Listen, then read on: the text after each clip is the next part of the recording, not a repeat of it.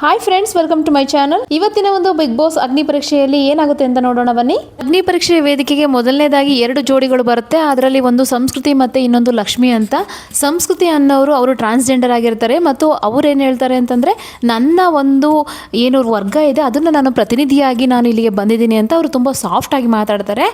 ಆದರೆ ಇವ್ರ ಜೊತೆಲೇ ಬಂದಿರತಕ್ಕಂತಹ ಲಕ್ಷ್ಮಿ ಅಂತಕ್ಕಂಥವ್ರು ತುಂಬ ಮಾಸಾಗಿ ಮಾತಾಡ್ತಾರೆ, ತುಂಬ ರಗಡಿರ್ತಾರೆ. ಅವರು ಮಂಡ್ಯದಿಂದ ಬಂದಿರ್ತಾರೆ ಮತ್ತು ಅವರೆಲ್ಲ ಸ್ಟೋರಿನೂ ಕೂಡ ಹೇಳ್ತಾರೆ. ಅವರು ನಾನು ತುಂಬ ಮಾಸ್ ಆಗಿದ್ದೀನಿ ಹಾಗೆ ಅಂತ ಅವ್ರನ್ನ ಇಂಟ್ರೊಡ್ಯೂಸ್ ಮಾಡ್ಕೊಳ್ತಾರೆ. ಅದಾದ ನಂತರ ಇವ್ರಿಗೆ ಒಂದು ಟಾಸ್ಕ್ನ ಕೊಡ್ತಾರೆ. ಆ ಟಾಸ್ಕ್ ಏನಪ್ಪ ಅಂತಂದರೆ, ಎಲ್ಲ ರೀತಿ ಕೆಟ್ಟದಾಗಿ ಒಂದು ಜ್ಯೂಸ್ ಮಾಡಬೇಕು ಅಂತ ಹೇಳ್ಬಿಟ್ಟು, ಅದರಲ್ಲಿ ಎಷ್ಟು ಕೆಟ್ಟದಾಗುತ್ತೋ ಅಷ್ಟು ಕೆಟ್ಟದಾಗಿ ಜ್ಯೂಸ್ ಮಾಡಬೇಕು ಅಂತ ಹೇಳ್ತಾರೆ. ಅದಾದ ತಕ್ಷಣ ಇಬ್ಬರು ಕೂಡ ಸ್ಟಾರ್ಟ್ ಮಾಡ್ತಾರೆ ಜ್ಯೂಸ್ ಮಾಡಲಿಕ್ಕೆ. ಅದರಲ್ಲಿ ಮೆಣಸಿನಕಾಯಿ, ಹಾಗಲಕಾಯಿ, ಮೊಟ್ಟೆ ಎಲ್ಲ ವಿಚಿತ್ರವಾಗಿರ್ತಕ್ಕಂಥ ಒಂದು ಜ್ಯೂಸ್ನ ಮಾಡ್ತಾರೆ. ಅದಾದಮೇಲೆ ವಿನಯ್ ಕೇಳ್ತಾರೆ, ನಿಮಗಿದು ನಿಮಗೆ ಕುಡಿಬೇಕು ಅಂತ ಹೇಳ್ತೀವಿ ಅಂತ ನೀವು ಅಂದ್ಕೊಳ್ತಾ ಇದ್ದೀರಾ ಅಂದರೆ ಹೌದು ಅಂತ ಹೇಳ್ತಾರೆ. ಕರೆಕ್ಟಾಗಿ ಗೆಸ್ ಮಾಡಿದ್ದಾರೆ. ಆದರೆ ಇದರಲ್ಲಿ ಒಂದು ಟ್ವಿಸ್ಟ್ ಏನಪ್ಪ ಅಂತಂದರೆ, ಅವ್ರು ಮಾಡಿರೋ ಜ್ಯೂಸನ್ನ ನೀವು ಕುಡಿಬೇಕು, ನೀವು ಮಾಡಿರೋ ಜ್ಯೂಸನ್ನ ಅವ್ರು ಕುಡಿಬೇಕು ಅಂತ ಹೇಳಿದ ತಕ್ಷಣ ಹಿಂದೆ ಮುಂದೆ ಒಂದು ಸೆಕೆಂಡ್ ಕೂಡ ಯೋಚನೆ ಮಾಡ್ದಲೇ ಲಕ್ಷ್ಮಿ ಎಲ್ಲ ಒಂದೇ ಸರಿ ಬೇಗ ಕುಡಿದ್ಬಿಡ್ತಾಳೆ. ಈ ಒಂದು ಗೇಮಲ್ಲಿ ವಿನ್ ಆಗ್ತಾರೆ ಕೂಡ ಲಕ್ಷ್ಮಿ ಅವರು. ಆದರೆ ಸಂಸ್ಕೃತಿ ಅವರು ತುಂಬ ಸಾಫ್ಟ್ ಕ್ಯಾರೆಕ್ಟರ್ ಆಗಿರೋದ್ರಿಂದ ಶ್ರುತಿ ಅವರು ಹೇಳ್ತಾರೆ, ಇಲ್ಲ ನೀವು ಇನ್ನೂ ಸ್ವಲ್ಪ ಪ್ರಾಕ್ಟೀಸ್ ಮಾಡಬೇಕು, ಯಾಕೆಂದರೆ ನಿಮಗೆ ಮಾತಾಡೋ ಧೈರ್ಯನೇ ಇಲ್ಲ. ಇಲ್ಲೇ ನೀವು ಧೈರ್ಯ ಮಾಡಲಿಲ್ಲ ಅಂತಂದರೆ ಬಿಗ್ ಬಾಸ್ ಮನೆಯಲ್ಲಿ ಇದಕ್ಕಿಂತ ತುಂಬ ನೀವು ಮಾತಾಡಬೇಕಾಗುತ್ತೆ. ಅದಕ್ಕೋಸ್ಕರ ನೀವು ಅಷ್ಟು ಅನ್ಫಿಟ್ ಇಲ್ಲ ಅಂತ ಹೇಳ್ಬಿಟ್ಟು ಅವ್ರನ್ನ ರಿಜೆಕ್ಟ್ ಮಾಡ್ತಾರೆ. ಅದಾದ ನಂತರ ಲಕ್ಷ್ಮಿಗೆ ಸ್ಟಾರನ್ನು ಕೊಡ್ತಾರೆ. ಆವಾಗ ಲಕ್ಷ್ಮಿ ಅವರು ಸೆಲೆಕ್ಟ್ ಆಗಿದ್ದಾರೆ ಅಂತ ಅರ್ಥ ನೆಕ್ಸ್ಟ್ ರೌಂಡಿಗೆ ಅಂತ ಹೇಳಿಬಿಟ್ಟು ಅವರು ಅಲ್ಲಿಂದ ಹೋಗ್ತಾರೆ. ಅದಾದ ನಂತರ ಇನ್ನೊಬ್ರು ಬರ್ತಾರೆ, ಶಶಿಧರ್ ಅಂತ. ಅವರು ಬೆಂಗಳೂರಿಂದ ಬಂದಿರ್ತಾರೆ. ಆದರೆ ಅವರು ತುಂಬ ಆ್ಯಟಿಟ್ಯೂಡಿಂದನೇ ಮಾತಾಡ್ತಾ ಇರ್ತಾರೆ. ಆ ಆ್ಯಟಿಟ್ಯೂಡ್ನ ನೋಡಿದ ತಕ್ಷಣವೇ ನಿರಂಜನ್ ಹೇಳ್ತಾರೆ, ಇದೇ ಆ್ಯಟಿಟ್ಯೂಡ್ನ ನೀವು ಕೊನೆಯವರೆಗೂ ಕೂಡ ಕ್ಯಾರಿ ಮಾಡಿರಿ ಅಂತ ಹೇಳ್ತಾರೆ. ಸರಿ ಆಯಿತು, ಇದೇ ಥರ ಇರ್ತೀನಿ ಅಂತ ಹೇಳ್ಬಿಟ್ಟು ಅವರು ತುಂಬ ಒಂದು ಬಿಗ್ ಬಾಸ್ ಬಗ್ಗೆನೇ ಸ್ವಲ್ಪ ನೆಗೆಟಿವ್ ಆಗಿ ಮಾತಾಡಲಿಕ್ಕೆ ಸ್ಟಾರ್ಟ್ ಮಾಡ್ತಾರೆ.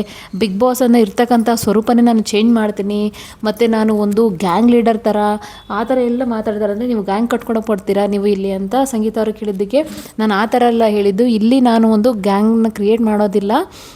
ಅಂದರೆ ಬಿಗ್ ಬಾಸ್ ಇವಾಗ ಯಾವ ರೀತಿ ಆಡ್ತಾರೋ ಆ ಒಂದು ಸ್ಕ್ರಿಪ್ಟೇ ನಾನು ಚೇಂಜ್ ಮಾಡ್ತೀನಿ ಅಂತ ಹೇಳ್ತಾರೆ. ಅಂದರೆ ನಾವಿಲ್ಲಿ ಬಿಗ್ ಬಾಸ್ ಅಂತ ಸ್ಕ್ರಿಪ್ಟೇ ನಿಮಗೆ ಆ ಥರ, ಹಂಗಂದ್ರೆ ಇಷ್ಟು ವರ್ಷ ನಾವು ನಡೆಸ್ಕೊಂಬಂದಿರೋದೆಲ್ಲ ಫೇಕಾ ನಿಮಗೆ ಅಂತ ಚಂದನ್ ಅವ್ರು ಕೇಳ್ತಾರೆ.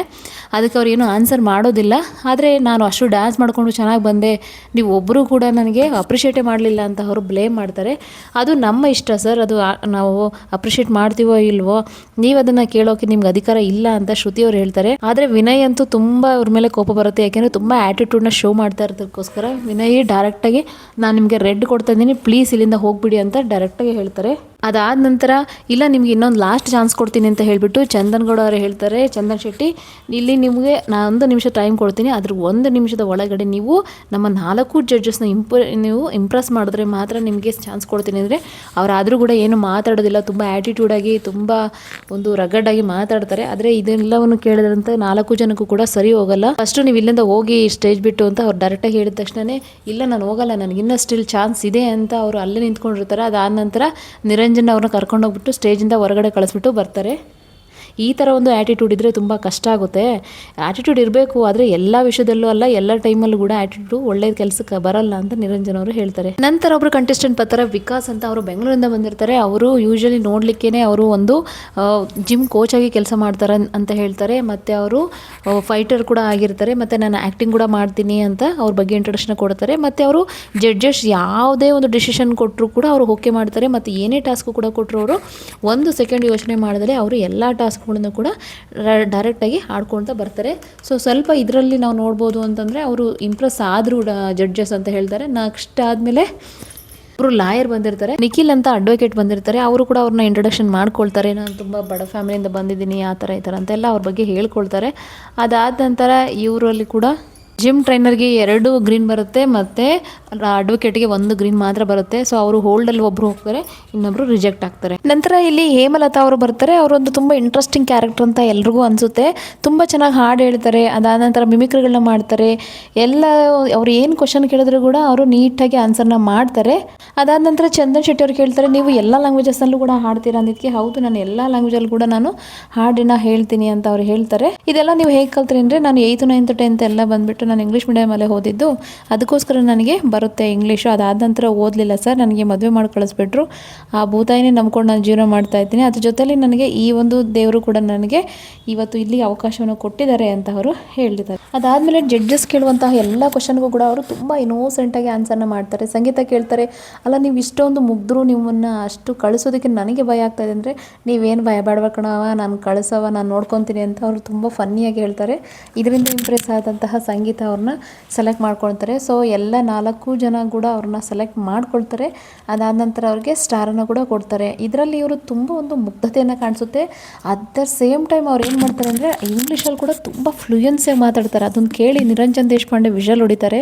ಸೊ ಒಂದು ಹಳ್ಳಿಯಿಂದ ಬಂದಂತಹ ಒಬ್ಬ ಹೆಂಗಸು ಅವರ ಒಂದು ಇನೋಸೆನ್ಸ್ ಮೂಲಕ ಖಂಡಿತ ಬಿಗ್ ಬಾಸ್ ಮನೆಯಲ್ಲಿ ಆಡಲಿಕ್ಕೆ ಒಂದು ಅರ್ಹತೆ ಇದೆ ಅಂತ ಹೇಳ್ಬಿಟ್ಟು 4 ಜಡ್ಜಸ್ ಕೂಡ ಅವ್ರನ್ನ ಸೆಲೆಕ್ಟ್ ಮಾಡಿಕೊಂಡು ಅವರು ಬಿಗ್ ಬಾಸ್ ಮನೆಗೆ ಸೆಂಡ್ ಮಾಡ್ತಾರೆ. ನಂತರ ಇಬ್ಬರು ಕಂಟೆಸ್ಟೆಂಟ್ ಬರ್ತಾರೆ. ಒಬ್ಬರ ಹೆಸರು ಅಂಕಿತಾ, ಇನ್ನೊಬ್ಬರ ಹೆಸರು ಸುಷ್ಮಿತಾ ಅಂತ. ಇಬ್ಬರು ಕೂಡ ಅವರವರೇ ಡಾಮಿನೇಟ್ ಮಾಡಿಕೊಂಡು ಮಾತಾಡ್ತಾ ಇರ್ತಾರೆ.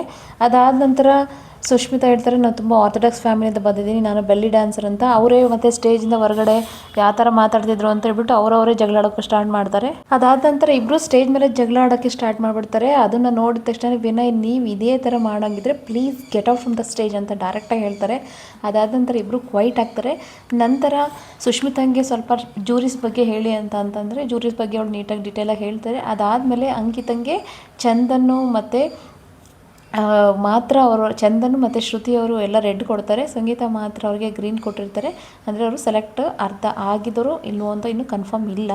ಅದಾದ ನಂತರ ಸುಷ್ಮಿತಾ ಅನ್ನೋರನ್ನ ಸೆಲೆಕ್ಟ್ ಮಾಡ್ತಾರೆ. ಹಾಗೆಯೇ ಅಂಕಿತಾ ಅನ್ನೋರನ್ನ ಅವರು ಅದೇ ಥರ ಪೆಂಡಿಂಗಲ್ಲಿ ಇಡ್ತಾರೆ. ನಂತರ ನಮ್ಮ ಎಲ್ಲರ ಫೇವ್ರೇಟ್ ಆಗಿರ್ತಕ್ಕಂಥ ಗಂಗಾ ಅವರು ಸ್ಟೇಜ್ ಮೇಲೆ ಬರ್ತಾರೆ. ನಂತರ ಬಂದ ತಕ್ಷಣ ಅವರು ಅವ್ರನ್ನ ಇಂಟ್ರೊಡ್ಯೂಸ್ ಮಾಡ್ಕೊಳ್ತಾರೆ, ಆ್ಯಕ್ಟ್ ಮಾಡೋಕ್ಕೆ ಶುರು ಮಾಡ್ತಾರೆ. ಅದಕ್ಕೆ ವೆಯ್ಟ್ ಮಾಡಿ, ಇನ್ನೂ ನಿಮ್ಗೆ ಏನು ಮಾಡಿ ಅಂತ ನಾವು ಹೇಳಲೇ ಇಲ್ಲ, ನೀವೇ ಎಲ್ಲ ಮಾಡ್ತಾ ಇದ್ದೀರಾ ಅಂತ ನಿರಂಜನ್ ಹೇಳ್ತಾರೆ. ಫಸ್ಟ್ ನಿಮ್ಮನ್ನು ನೀವು ಇಂಟ್ರೊಡ್ಯೂಸ್ ಮಾಡ್ಕೊಳ್ಳಿ ಜನಕ್ಕೆ ಅಂತ ಹೇಳಿದಾಗ ಅವಾಗ ಅವರು ಇಂಟ್ರೊಡಕ್ಷನ್ ಸ್ಟಾರ್ಟ್ ಮಾಡ್ತಾರೆ. ನಂತರ ಅವರು ಕೇಳ್ತಾರೆ, ನೀವು ಈ ಥರ ಕ್ರಿಂಜಾಗಿ ಈ ಥರ ರೀಲ್ಸ್ ಮಾಡ್ತಿರಲ್ಲ, ನಿಮ್ಮ ಮನೇಲಿ ಏನು ಅನ್ನಲ್ವಾ, ನಿಮ್ಮ ಫ್ಯಾಮಿಲಿಗೇನು ಎಫೆಕ್ಟ್ ಆಗಿಲ್ವಾ ಅಂತ ಸಂಗೀತ ಕೇಳಿದ್ದಕ್ಕೆ, ಹೌದು ತುಂಬ ಎಫೆಕ್ಟ್ ಆಗುತ್ತೆ, ನನ್ನ ಗಂಡ ಬೈತಾರೆ, ಈ ಥರ ಎಲ್ಲ ತಿಕ್ಕಲು ಮಾಡಬೇಡ, ಸ್ವಲ್ಪ ಕಡಿಮೆ ಮಾಡ್ಕೊ ಅಂತ ಅವ್ರು ಹೇಳ್ತಾರೆ ಅಂತ ಹೇಳ್ತಾರೆ.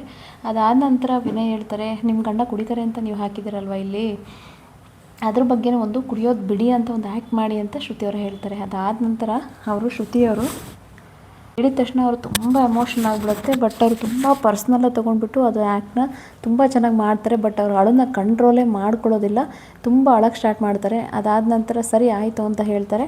ಅದಾದಮೇಲೆ ನೀವು ಹೇಗಾದರೂ ಮಾಡಿ ನೀವು ಇವಾಗ ನಿರಂಜನ್ ಅವ್ರನ್ನ ನೀವು ಪ್ರಪೋಸ್ ಮಾಡಿ ಒಪ್ಪಿಸಿ ಅಂತ ಹೇಳ್ತಾರೆ. ಅದಾದ ನಂತರ ಅವರು ಟ್ರೈ ಮಾಡ್ತಾರೆ. ಅದಾದ ನಂತರ ಸೊ ಈ ಥರ ಎಲ್ಲ ನೀವು ಟ್ರೋಲ್ಸ್ನ ಮಾಡ್ತೀರಲ್ವ, ನೀವು ಇದನ್ನು ನಿಮ್ಮ ಮಗಳು ನೋಡಲ್ವ ಅಂದರೆ ನೋಡ್ತಾಳೆ, ಆದರೆ ಇದನ್ನು ದೊಡ್ಡಳಾದ್ಮೇಲೆ ನಾನು ತೋರಿಸಲ್ಲ ಅಂತ ಅವರು ಹೇಳ್ತಾರೆ. ಸರಿ, ಇದನ್ನೆಲ್ಲ ಇಟ್ಕೊಂಡು ನಾನು ನಿಮ್ಮನ್ನು ಸೆಲೆಕ್ಟ್ ಮಾಡೋಕ್ಕಾಗಲ್ಲ ಅಂತ ಹೇಳ್ಬಿಟ್ಟು ವಿನಯ್ ಗೌಡ ಮಾತ್ರ ಅವ್ರಿಗೆ ಗ್ರೀನ್ ಕೊಡ್ತಾರೆ. ಇನ್ನು ಉಳಿದ ಎಲ್ಲ ಜಡ್ಜಸ್ಸು ಕೂಡ ಅವ್ರಿಗೆ ರೆಡ್ಡನ್ನು ಕೊಟ್ಬಿಟ್ಟು ಅವ್ರಿಗೆ ತುಂಬ ಡಿಸಪಾಯಿಂಟ್ ಆಗುತ್ತೆ. ಬಟ್ ಅವ್ರು ಏನೂ ಸ್ಟೇಜ್ ಮೇಲೆ ಮಾತೇ ಆಡೋದಿಲ್ಲ, ಅಲ್ಲಿಂದ ಹಾಗೆ ಹೊರಟು ಹೋಗ್ಬಿಡ್ತಾರೆ. ಇದನ್ನೆಲ್ಲ ನೋಡಿಬಿಟ್ಟು ಹೇಳ್ತಾರೆ, ಅಲ್ಲ ಅಟ್ಲೀಸ್ಟ್ ಒಂದು ಮಾತು ಹೇಳ್ಬಿಟ್ಟಾರೆ ಹೋಗ್ಬೇಕಿತ್ತು, ಅವರು ಹಂಗೆ ಹೋಗ್ಬಿಟ್ರಲ್ಲ ಅಂತ ಅವರು ಸುಮ್ಮನಾಗ್ತಾರೆ. ಇದಾಗಿತ್ತು ಇವತ್ತಿನ ಒಂದು ಸಂಚಿಕೆ. ನೋಡೋಣ ಮುಂದೆ ಯಾರ್ಯಾರು ಬರ್ತಾರೆ ಅಂತ. ಅಲ್ಲಿವರೆಗೂ ಥ್ಯಾಂಕ್ ಯು.